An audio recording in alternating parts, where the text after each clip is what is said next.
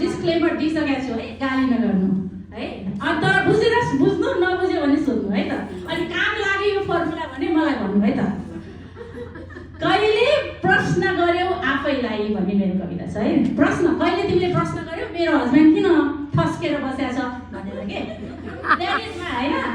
बोल्दैन हाँस्दैन मसँग, सुत्दैन अगालो मारेर, बोल्दैन हाँस्दैन मसँग, सुत्दैन अगालो मारेर, हेर्दैन फर्किएर, सुन्दैन मेरा कुराहरू, भन्दै हिँड्छौ सबैलाई, भन्दै हिँड्छौ सबैलाई। तर कहिले प्रश्न गर्यौ आफूलाई, कहिले प्रश्न गर्यौ आफूलाई। तातो चाहिन्छ भन्दै थोत्रा लुगा लगाउने, आफू भन्दा ठुला लगाएर नराम्री बनी घर बस्ने, आफू कति राम्री छु आफैले थाहा नपाउने, भ्याङल्याङ्ग भएर बस्ने, अनि उनको मुड पनि बिगार्ने।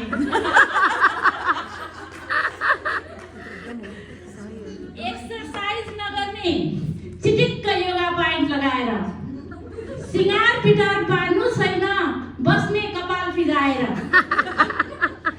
हाँस्नै बिर्सिए झै देखिने, हाँस्नै बिर्सिए झै देखिने, अनि कसरी तिमीलाई हेर्ने। क्वेसन छ है बहिनीहरू, दिदीहरू, साथीहरू। कहिले खाना सजाऊ टेबलमा, कहिले कोठा बिस्तरा, गाजल टिका लगाएर जिस्किँदै ढोका खोल हाँसेर, हाँसो ठट्टा गर कहिले सिनेमा हेर सँगै बसी, जादु छ तिमीमा पनि कोसिस गर हाँसी हाँसी। ताली पनि दिनुपर्छ है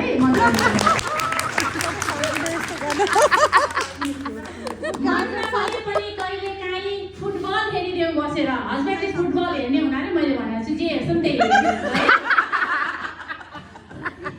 अनि उनी पनि तिमीसँगै सपिङ जान्छन् केही नबोली सहेर, पर्फ्युम लगाऊ बासना आउने, invest buy expensive perfumes, okay that works.